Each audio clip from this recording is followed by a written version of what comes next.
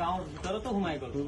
তেতিয়া আমি ৰাস্তালৈকে আহি পালে যেতিয়া পানী, তেতিয়া ভাবিলো যে এতিয়া ঘৰতো উঠিব পাৰে, তেতিয়া বস্তু পাতি বচাম বুলি ভাবিলো। তাৰ মোৰ কেইবেগমান চিমেণ্ট আছিলে প্ৰথমে ইয়াত, এইটো ওপৰতে পানী তাত তলতে আছিলে যে চিমেণ্ট মই 3 বেগ উঠাওতে মোৰ চিমেণ্ট বাকী গোটেই তিতি গ'ল, ইমান স্পীডত পানী ভিতৰত সোমালে। তাৰপাছত মা মোৰ ইয়াতে আছিলে, মা আৰু মোৰ মানুহজনী মই কৈছো যে কিবা ডকুমেণ্টছ আছে ইয়াতে প্ৰথম সেইটো ওলাই লওক, সেইটো ওলাই লওক ভিতৰত।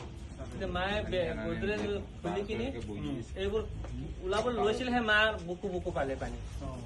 তেতিয়া গোটেই বস্তু এৰি কিনি মই মাকক ধৰি বেক চাইডত নি তাত চিৰি এটা আছিলে ওপৰতে কাম হৈ আছিলে নতুন ঘৰত, চিৰি এটা আছিলে সেই লৈ মা আৰু মোৰ মানুহজন আৰু ছোৱালী এটা আছে 3 বছৰৰ, মই ধৰি ধৰি নি ওপৰত উঠাই দিলোঁ।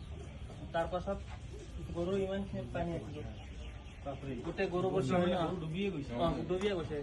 দেউতা সাঁতুৰিব জানো আৰু পানীত, আমিতো ইমান ভয় খোৱা নাই, তথাপিও পানীত আমি এনে নৈত পানীতে খেলি থাকোঁ।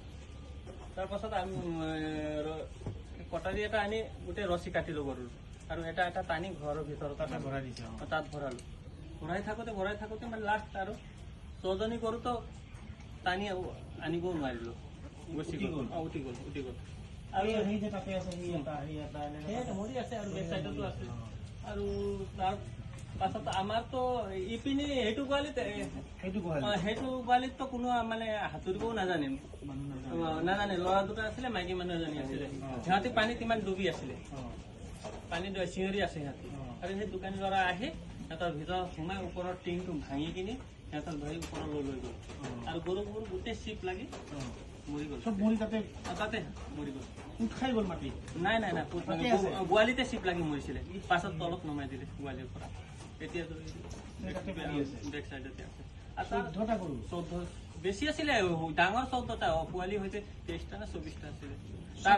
তাৰ মাজত এটাহে বাচিছে, কালি দুটা বাচিছিলে, এটা কালি মৰিলে। আৰু বেলেগ গোৱালিতো আছে, ইয়াত আগত আছে 30জনী 35জনী। টোটেল গৰু কিমান আছে টোটেল? এতিয়া 1জনী আৰু 6জনী গৰু, 16জনী এতিয়া আছে, 16জনী মৰিলে, 16জনী আছে।